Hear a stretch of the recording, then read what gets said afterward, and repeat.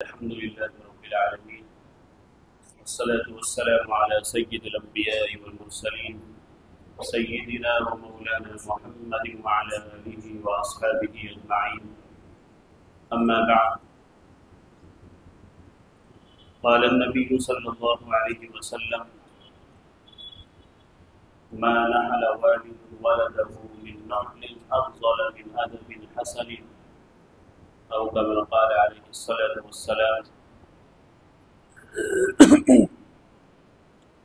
معزز و مکرم بزرگوں اور دوستوں،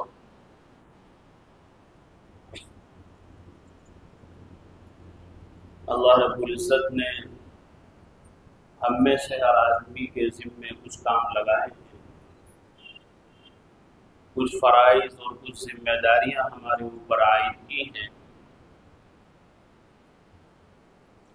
لہذا ہمیں جاننا چاہیے، معلوم ہونا چاہیے، اس بات کا علم ہونا چاہیے کہ اللہ نے ہم پر کیا کیا ذمہ داریاں عائد کی ہیں، اس لیے کہ ان ذمہ داریوں کی ادائیگی کا صحیح طور و طریقہ اور ان کی ادائیگی کا احساس تبھی پیدا ہو سکتا ہے جب ہمیں معلوم بھی ہو کہ ہمارے ذمے کیا کام ہے، ہمیں کیا کرنا ہے، ہماری ذمہ داری کیا ہے، ہمارے اوپر کیا کیا فرائض ہیں. اس لیے ہر مومن اور مسلم کو چاہیے کہ وہ اپنی ذمہ داریوں کا علم حاصل کرے، اپنی ذمہ داریوں کا احساس پیدا کرے. اللہ رب العزت نے والدین کی ذمہ داریوں میں سے ایک بڑی ذمہ داری اپنی اولاد کی اصلاح و تعلیم و تربیت بیان کی ہے.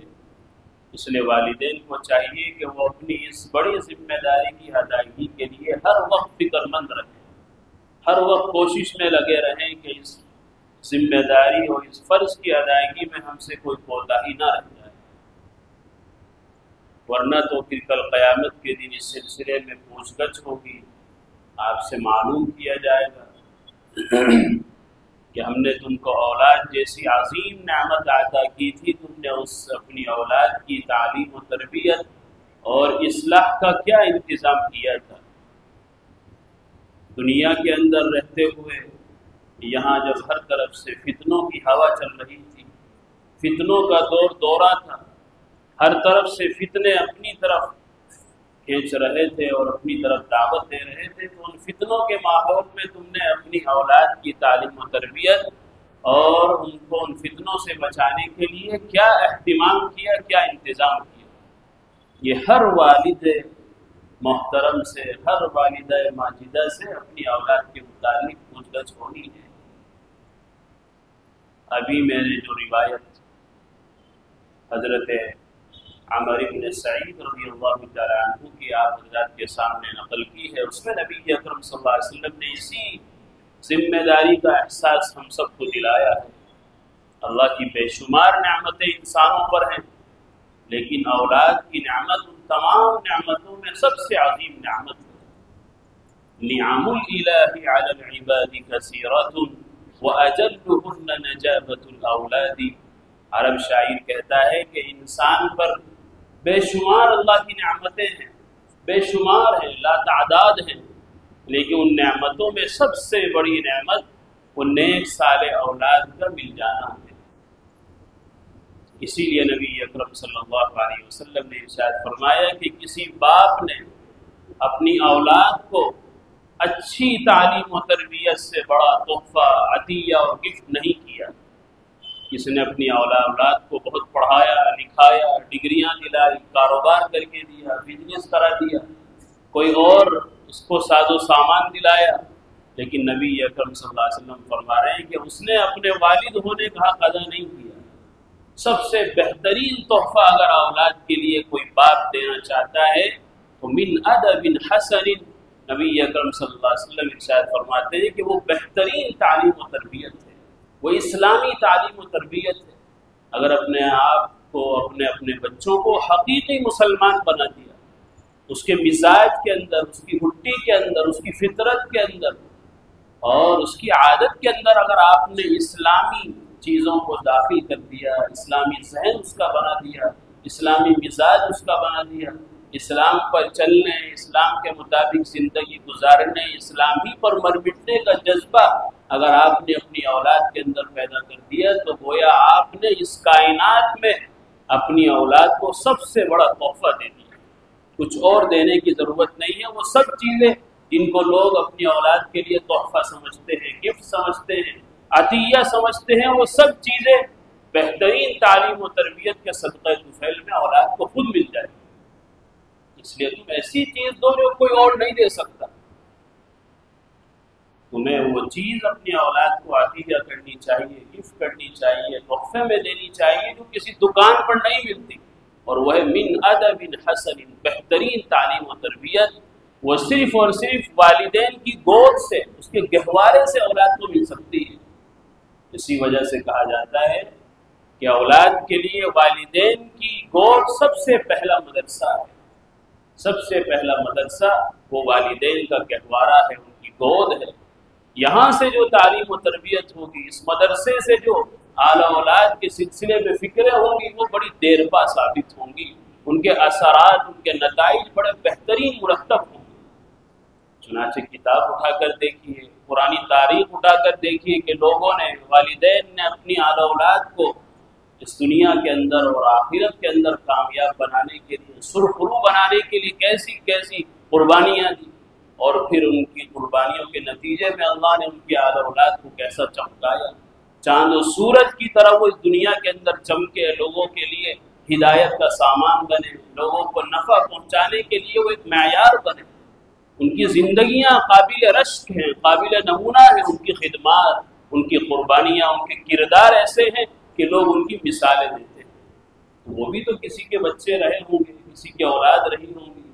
تو ان اولاد کے سلسلے میں ان کے والدین نے ایسی فکریں کی تھی جن فکروں کے تعلق سے مذہب اسلام نے ہمیں اور آپ کو احساس دلایا ہے اور ہمارے اوپر یہ ذمہ داری لگائی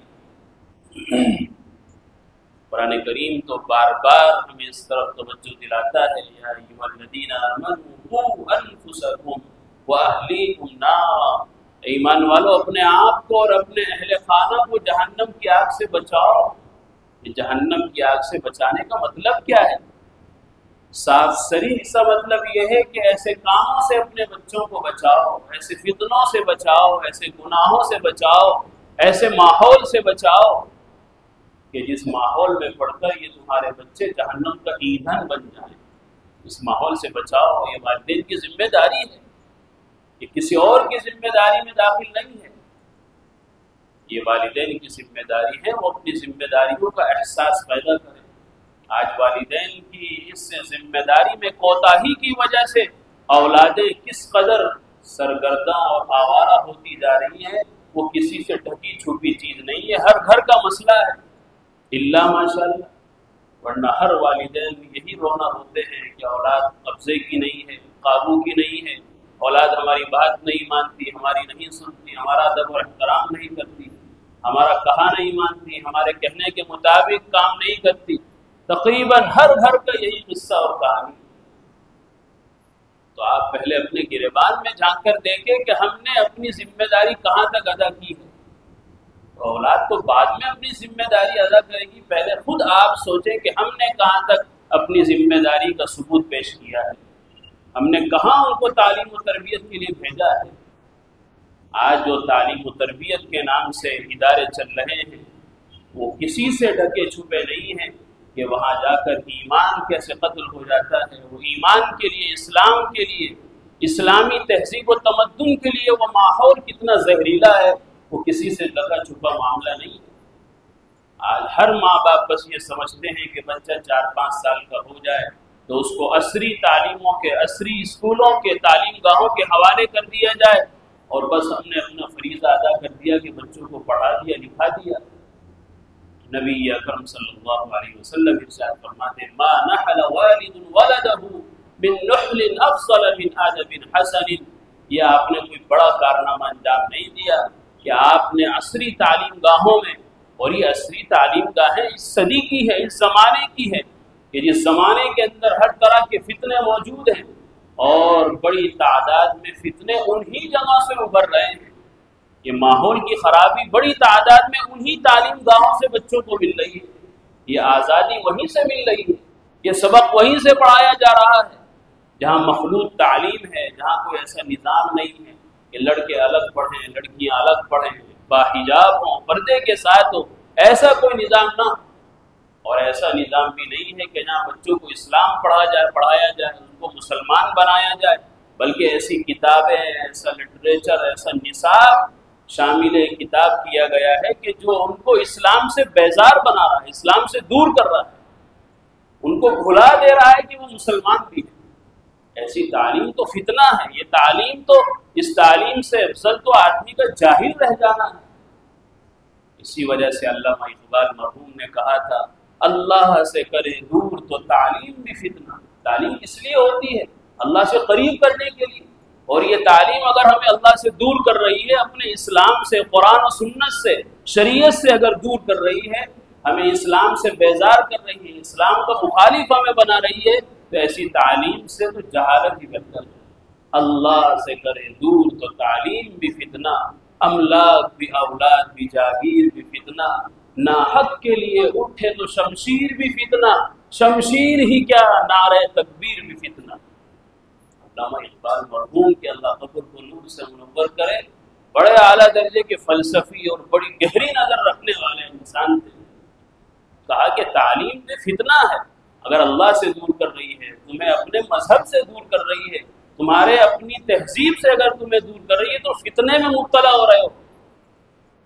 تو اس لیے میرے عزیزو، والدین کی ذمہ داری بنتی ہے کہ وہ اپنی اعلی اولاد کی دینی اسلامی ماحول کے اندر تعلیم و تربیت کا نظم کریں۔ آج آئے دن اخباروں کی سرخیاں اٹھا کر دیکھ لیجیے، الیکٹرانک میڈیا ہو، پرنٹ میڈیا ہو، کیا کس کی خبریں ہیں؟ آئے دن خبریں مل رہی ہیں کہ مسلم لڑکیاں غیروں کے ساتھ رشتے ازدواج میں منسلک ہو رہی ہیں، مرتد ہو رہی ہیں، غیروں کے ساتھ پکڑی جا رہی ہیں، غیروں کے ساتھ شادی بیاہ کر رہی ہیں۔ اس سال تک کی رپورٹ یہ ہے کہ 10 لاکھ سے 12 لاکھ کے بیچ عورتیں، لڑکیاں مسلمان مرتد ہوئی ہیں۔ یہ کس کی ذمہ داری ہے؟ ہم یہ سمجھتے ہیں کہ ہم نے اپنی اولاد کو بڑا کر دیا، کسی اسکول کے حوالے کر دیا، کسی تعلیمی ادارے کے حوالے کر دیا، اور ہم نے اپنی ذمہ داری ادا کر دی اور بے فکر ہو گئے۔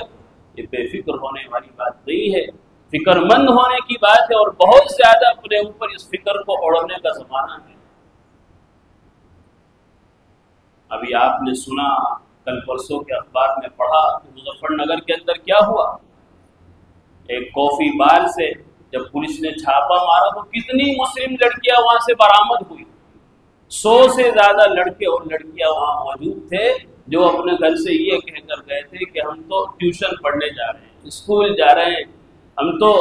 اور کوچنگ کرنے جا رہے ہیں، ہم تو اپنے کام پر جا رہے ہیں۔ لیکن جب پولیس نے چھاپا مارا تو 100 سے زائد لڑکے اور لڑکیاں وہاں موجود پائے گئے۔ افسوس کی بات یہ ہے کہ ان لڑکوں میں سے صرف ایک لڑکا مسلمان تھا،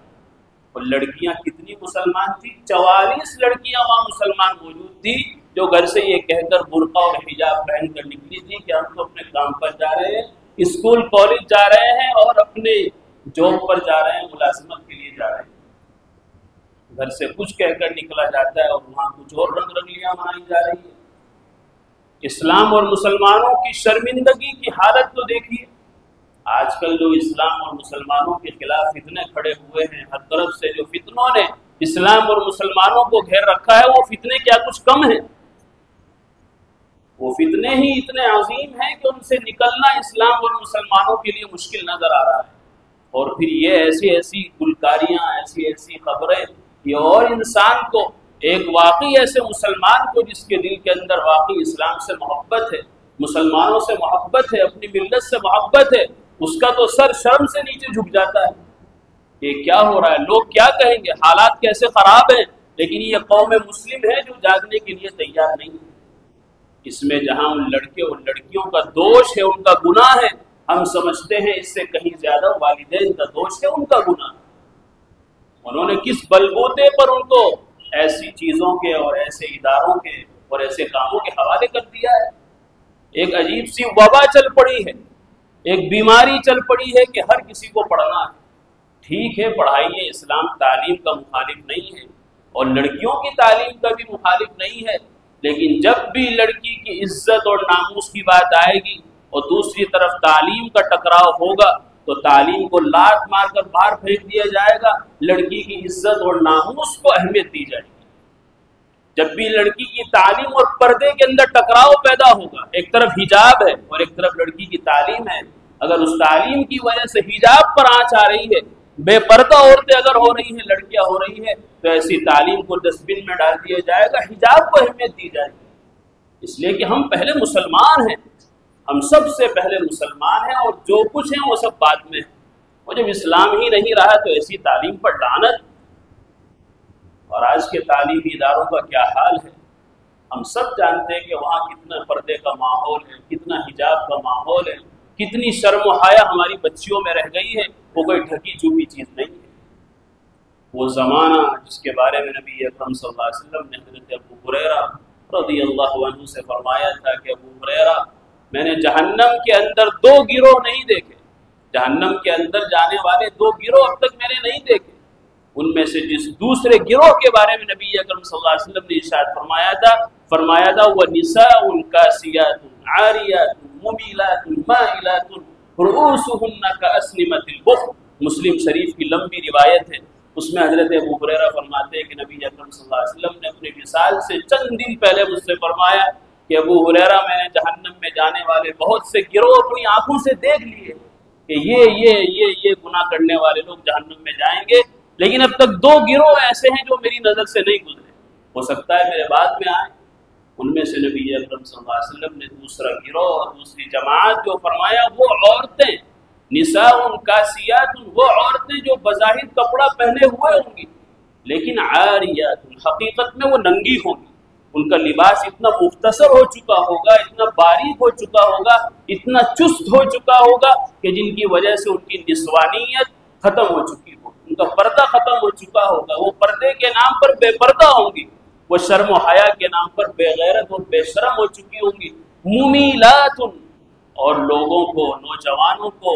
اور غلط خیالات رکھنے والے، غلط اخلاق رکھنے والے، بیمار سوچ رکھنے والے لوگوں کو اپنی طرف مائل کرنے والی ہوں گی، مائلات، خود بھی لوگوں کی طرف مائل ہوں گی،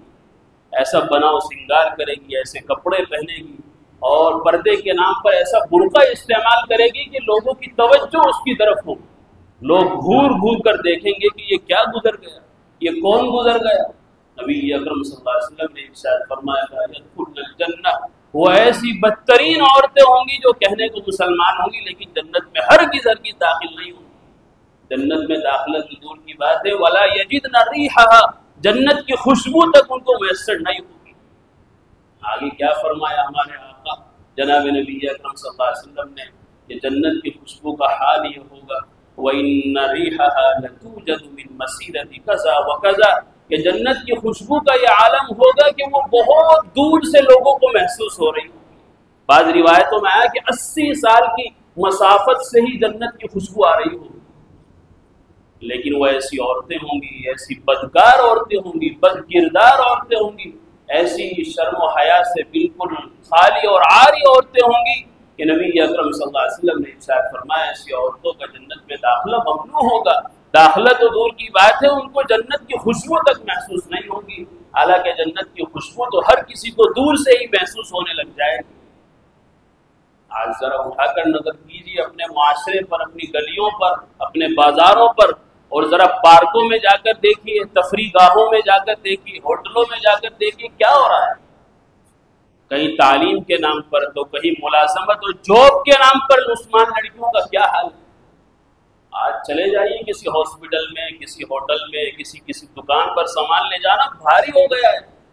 کوئی چھوٹی سی معمولی چیز خریدنے کے لیے دکان پر جانا مشکل ہو گیا ہے، جہاں بھی جاؤ تو یہی چہرہ دیکھنے کو ملتا ہے، لڑکے پتہ نہیں کہاں گئے، لڑکیاں ہی خوب کریم پاؤڈر لگا کر خوب بن سور کر اپنا بیٹھی اور وہ لوگوں کو چیزیں دے رہی ہیں، فروخت کر رہی ہیں، بزنس کر رہی ہیں۔ تو ایک تو یہ بے پردگی کا ماحول، بے حجابی کا ماحول، اسی کے بارے میں نبی اکرم صلی اللہ علیہ وسلم نے ترمذی شریف میں فرمایا لعن اللہ الناظر والمنظور الیہ، اللہ کی لعنت ہو دیکھنے والوں پر بھی غیر محرم کو اور دکھانے والوں پر بھی، جو اپنے آپ کو بنا کر سنگار کر کے اور اپنے آپ کو بے پردہ کر کے شارٹ کپڑے پہن کر اور بالکل باریک و چست لباس پہن کر، جس سے کہ ان کی شہوانی جو چیزیں ہیں، جو اعضاء شہوانیاں ہیں، وہ سارے لوگوں کے سامنے ظاہر ہو جائیں، ایسی دکھانے والی پر بھی اللہ کی لعنت ہو۔ یہ نبی اکرم صلی اللہ علیہ وسلم کی زبانی اللہ کی لعنت آئی ہے، کسی عام آدمی کی طرف سے نہیں۔ وہ پھر ہوتا کیا ہے کہ جب پھر آگے زندگی چلتی ہے، ایسی لڑکیوں کی، ایسے آوارہ لڑکوں کی جب کئی شادیاں ہو جاتی ہے تو پھر شکوے شکایت، زندگی دوبر ہو جاتی ہے جینا، کیونکہ لعنت اوپر سے پڑ چکی ہے۔ لعن اللہ الناظر والمنظور الیہ، اللہ کے نبی صلی اللہ علیہ وسلم فرماتے ہیں کہ اللہ کی لعنت ہے ایسے مردوں پر جو غیر محرموں کو دیکھتے ہیں، اور ایسی عورتوں پر بھی جو غیر محرموں کو دکھاتی ہیں۔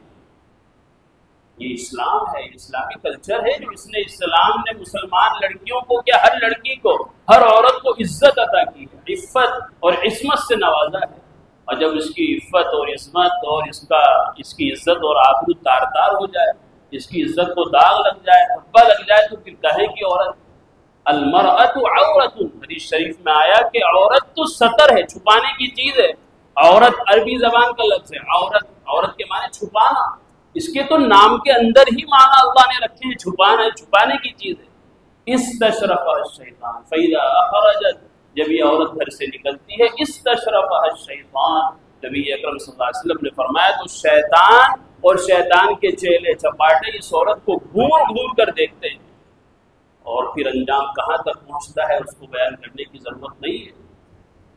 اس لیے میرے عزیزو، ہمیں اپنے معاشرے پر، اپنے گھروں پر، اپنے بیوی بچوں پر کنٹرول کرنے کی ضرورت ہے، ان کو سمجھانے کی ضرورت ہے، ان کو اسلام سکھانے کی ضرورت ہے کہ اسلام کیسی عظیم دولت ہے۔ سب سے بڑے قصوروار تو ہم ہیں کہ ہم نے اپنی اولاد کو سب کچھ دیا، سب کچھ سکھایا، ان کی سب طرح کی ان کی فکریں کی، لیکن ان کے اسلام بچانے کی، ایمان بچانے کی، ان کی دین و تعلیم و تربیت کی ہم نے کیا فکر کی؟ تو پھر آئے دن ایسے واقعات پیش آتے ہیں، جیسے میں نے ابھی آپ کو مثال دی، پھر اس سے پھر پوری قوم کا سر نیچے جھک جاتا ہے، شرمندہ ہو جاتے ہیں سب لوگ۔